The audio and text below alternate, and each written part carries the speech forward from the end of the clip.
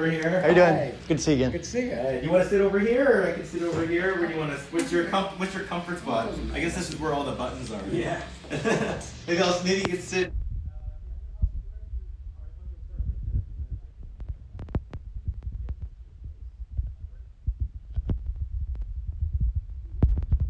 Works for me. Let's get this going on here. You roll.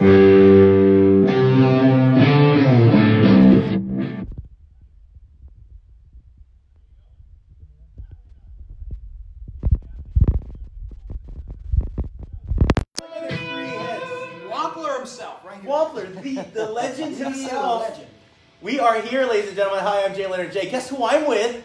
I'm with Brian Wampler and Steve Vai. This is pretty exciting stuff, actually, over here. We got lots of gear. There's lots of noise behind us. I could even hear, you know when you have the guitar on and you hear it in the background, and then you know something really badass. That's just the testosterone. The testosterone, the fun toys and everything like that. You know, wait, I'm just curious. When you were a kid, like, were you a Star Wars toys or like G.I. Joe? Because the G.I. Joes were like bigger and the Star Wars were like smaller. No, I was a Matchbox guy. Matchbox. Oh, like the little cars. Yeah, the cars. Matchbox cars. Wait. I wasn't really. I didn't really get into the action figure thing.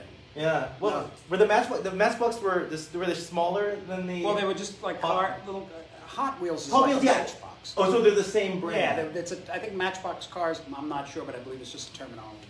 Did you have like your lucky one? Like man, every time there was a race, you had like your buddy. What was it?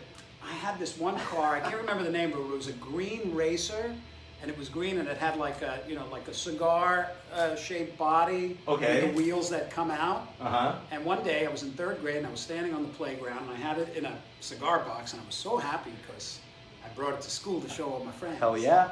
And I'm like this, looking at it, and somebody hit it on the bottom, and the car shot up and hit me and chipped my tooth in half.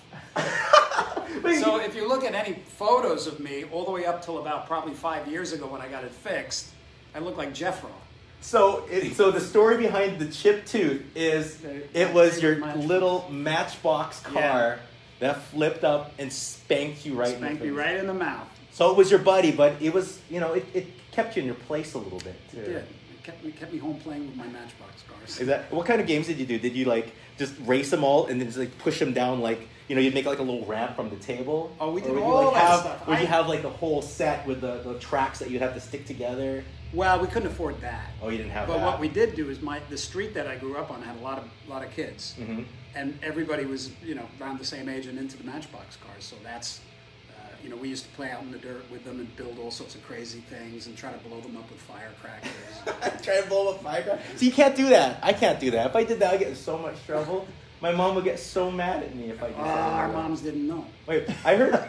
So I was talking to. This is something I keep bringing. I was talking to Phil McKnight. Have you ever played with a Matchbox car? Oh yeah, I've played with tons of Matchbox. So you know the Matchbox, eh? You know that? I only know Hot Wheels. I don't know Matchbox. That's not in my brain. Matchbox. Well, it might be an old terminology. Well, but you're a young guy. Well, it's pretty snappy. But you played. Were you along the beach? Were you did you just? I never broke a tooth. I wasn't Steve Vai cool. It wasn't breaking your teeth with him. Yeah, I didn't break my teeth. Did you have your lucky car? I had like a fire truck and Yeah. the Dukes of Hazzard car. Is it like this big? It was like the small ones, Yeah, or was yeah. it like the? No, it was the little big ones. The little big ones. Because I remember back then, like the GI Joes were like really, really big. I don't remember. I wasn't there, but the big GI Joes. But the cars were still really, really small. Yes. So you couldn't actually put them in there. I was talking to Phil, and he mentioned that you like yo-yos. Is that true? Are you a yo-yo guy? Well, there was a point in my life when I Okay. was a kid where I wanted to be a really great yo-yo. There was a couple of, I always was a yo-yo, but I wanted to be really good at it. There was a couple of things. One was riding bicycles and doing wheelies. Yeah. Because I was always into motorbikes, and I could hold a wheelie longer than anybody in the whole area that I lived. I could keep going and turn around and do all sorts of things like that. And what was the other thing? The yo-yos. The yo-yos, No, at it one was point, I just wanted to get really good, and I must have been 10 years old. Was it like the throwing yo-yos, or was it the one that would stay down? Oh no, there's a way to whip your wrist to make it stay down if it's tied properly. Yeah, because there's like the imperial, and then there's the butterfly flare. Yeah, they didn't have those really. They didn't have the butter. But you can go to my website. Yes. To the merchandise section. There's Steve Vai yo-yos. The official Steve Vai yo-yos. Honest, yeah. They're the wooden ones or the plastic ones? You get both. Oh, look at you. You can choose. Right. So you couldn't, I guess, so, you know, I think obviously... I'd leave all those yo-yo lovers in the dark, in the dirt. Hey, man, I'll be honest with you. I am a heavy yo-yo enthusiast, okay? Yeah. That is my sweet spot. Me and yo-yos, we have a long, beautiful relationship with each other. We go back a long way. No stranger to any yo-yo. The plastic yo-yo is always a good, solid flyby, but the wooden ones are hard. I have trouble with the wooden yo-yos. You have to really whip it, you know, and get that flick of the wrist. So speaking of toys, what was that first piece of guitar gear? And you play in it and you're like, whoa, this is awesome. This is like... You'll appreciate this. I knew nothing about electronics, didn't have any money, but I had this guitar that I bought from a friend of mine for $5.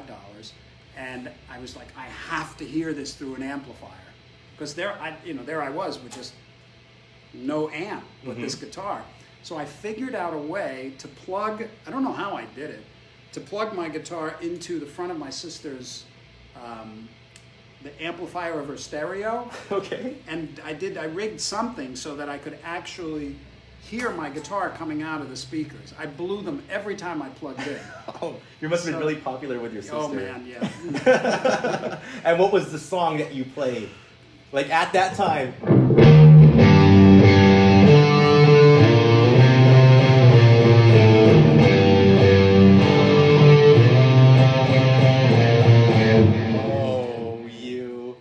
What was your first piece of gear that you were like, oh man, this is it for me. Like this is so awesome. Oh, my first. Yours was your sister's stereo was your first. Like, oh my god, amazing. I heard sound. Yeah. I had nothing that cool when I was. No. I was trying to emulate Steve Vai with a Boss overdrive and like a little gorilla amp. Really? And then failing miserably. Oh, see, when you had an amp. Yeah, you had an amp. I did have an amp. It up. You know what I mean? I did have an amp. When I was playing, I didn't realize that like guitar amps distorted. Yeah. I thought they all sound clean. And when I was learning how to play guitar when I was really young, I didn't realize that all the like lead like electric guitar stuff, the solos stuff. I always thought those were keyboards. And I always thought guitar was Buddy Holly, like that clean, that clean sound, like the Buddy Holly sound. So I remember the first time. Or like the Ventures, where everything's kind of like reverb and it sounded very like acoustic. Yeah. So I remember the first time I played a distortion pedal, I was like, so that's the sound. It's not a keyboard, it's like a guitar. Yeah. That was really, really cool. Yeah. But that was, the stereo, I wonder if we could actually do that. I'm going to rig up like an old like stereo system and turn it into a guitar amp. So I have a question for you actually, and I'm going way back to the early 90s. Whenever I read an interview with you, you just released Passion Warfare. And I was like super nerd deep into like reading everything that you were talking about this album. And I remember, forgive me if I'm getting it a little bit wrong, but you had said that a lot of the songs were based off of dreams you were having. Yeah. So, I mean, maybe that was well, then you might get a kick out of this actually, because when you're an artist or something, you pull from all sorts of things. Right. So there was this period of my life in the early 90s where I discovered like metaphysics and this great bookstore in Hollywood called the Bodhi Tree, where they had all these books on things like Eastern spiritual philosophies, religions, everything, numerology, witchcraft, everything you can imagine, and dream studies and stuff like that. So I really got into all of it just to kind of check it out, find out what it was about. But I specifically got really into astral projecting. That was astral projecting. What is astral projecting? So the concept is that we have our physical bodies, and then in a more fine dimension of matter is they call it the astral dimension, and it's a more of a dimension of thought forms and stuff. Like when you dream, you think a thought and poof, there it is. Well, you travel in what they call the astral body, which is supposed to look like your body, but it's the ethereal aspect of it.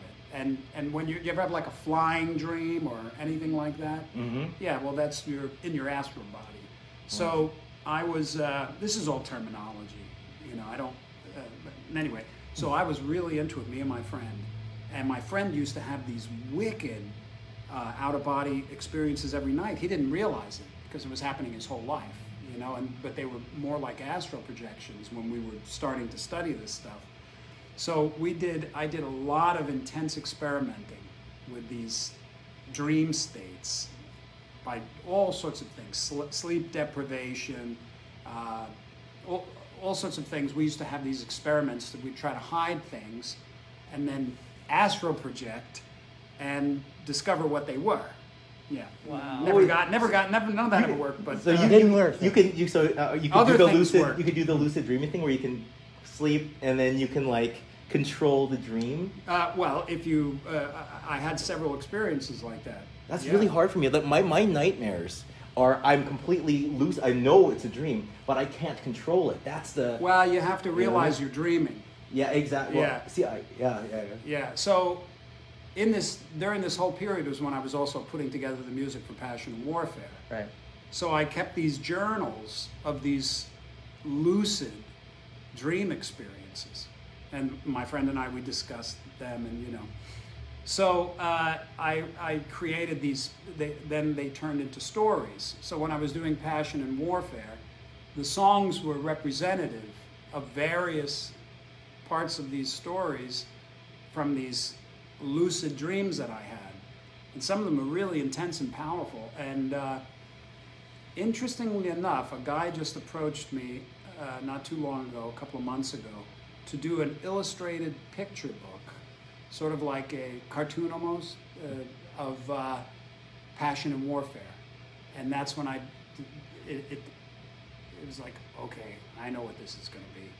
Huh. And because I originally was going to make a story based on all those dreams and that whole experience, you know, but it never came about until just a couple of months ago when I met this guy again. I'm like, yes, let's do it.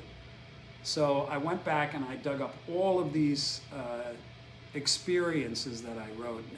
Pretty wild. I couldn't remember a lot of it because it was 30 years, 35 years ago, Right. even longer.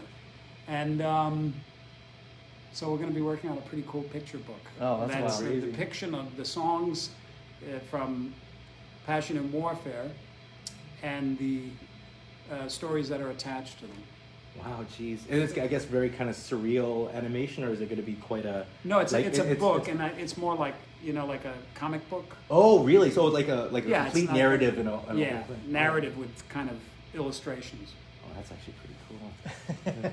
Oh, all right. Well, unfortunately, I just got the sign here. We have to cut this short, but it's been an absolute pleasure. This is Steve Vai. I got Brian Wampler here. Thank you so much for watching.